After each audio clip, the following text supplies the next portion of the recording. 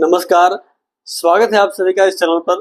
दर्शकों, आज की इस वीडियो में हम बात करते हैं मकर राशि वालों के लिए जुलाई का महीना क्या कुछ शुभाशुभ परिणाम देने वाला है। इस माह में आपकी शिक्षा कैसी रहेगी, आपका स्वास्थ्य, आपका प्रेम, करियर, व्यापार और दाम्पत्य, यह सभी इस माह में कैसे रहने वाले हैं। किन क्षेत्रों में आपके लिए यह माह सुखद रहेगा और किन क्षेत्रों में यह माह आपके लिए संकट कारक योग का निर्माण करेगा। यानी इस माह में कौन से कार्य करने चाहिए और कौन से ऐसे कार्य हैं जिनको करने से आपको बचना चाहिए। इन सभी विषयों की चर्चा करते हैं आज की वीडियो में मकर राशि फल के माध्यम से।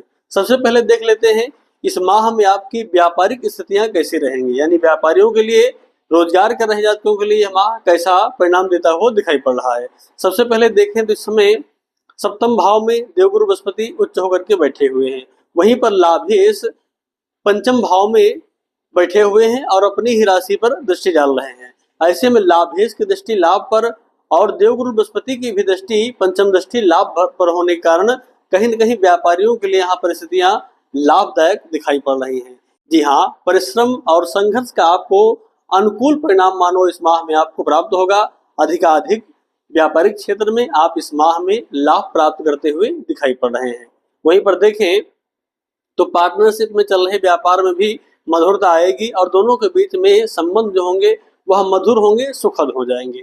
15 जुलाई के पश्चात कुछ कारणवश ऐसे बन सकते हैं जिसके कारण अगर आप व्यापार पार्टनरशिप में है तो वहां पर पार्टनर को लेकर के थोड़ी बहुत मनमुटाव के योग हो सकते हैं, लेकिन वो भी आपके अनुकूल में रहेंगे, संभल जाएंगे। ऐसे में देखें तो व्यापारियों के लिए यह समय बेहद खास परिणाम देने वाला रहेगा।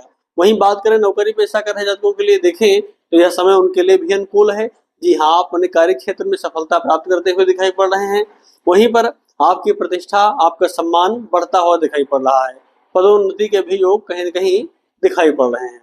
तो यह माह आपके लिए भी देखें तो बेहद खास या सुखद परिणाम देने वाला है। बात करें आपके दाम्पत्य सुख को लेकर के, दाम्पत्य सुख भी इस माह में बेहद खास है, बेहद सुखद है, पूर्ण रूप से सुखद समय रहेगा। जिनका विवाह नहीं हुआ उनके लिए विवाह के भी नए प्रस्ताव आएंगे। हर प्रकार से दाम्पत्य सुख को देखें तो ठीक रहेगा, किंतु 15 जुलाई के पश्चात के जो समय रहेगा उसमें थोड़ा बहुत जीवन साथी के स्वास्थ्य को प्रभावित करने वाला हो सकता है।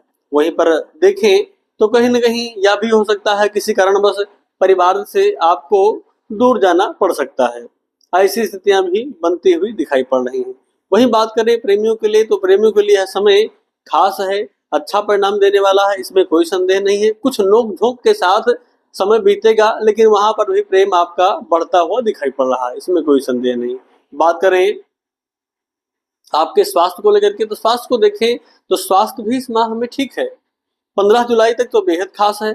उसके पश्चात देखें तो 15 जुलाई के पश्चात थोड़ा बहुत प्रभाव पड़ेगा। सूर्य जब सप्तम भाव में आएंगे तो यहाँ पर थोड़ा बहुत स्वास्थ्य को उतार चढ़ाव की ओर ले जाएंगे। ऐसे में 15 जुलाई के पश्चात जो मौसम रहेगा वह भी बरसात का रहेगा। ऐसे में थोड़ी बहुत समस्याएं उत्पन्न हो सकती है, इसलिए सावधान रखें और स्वास्थ्य का विशेष ख्याल रखने की आवश्यकता रहेगी।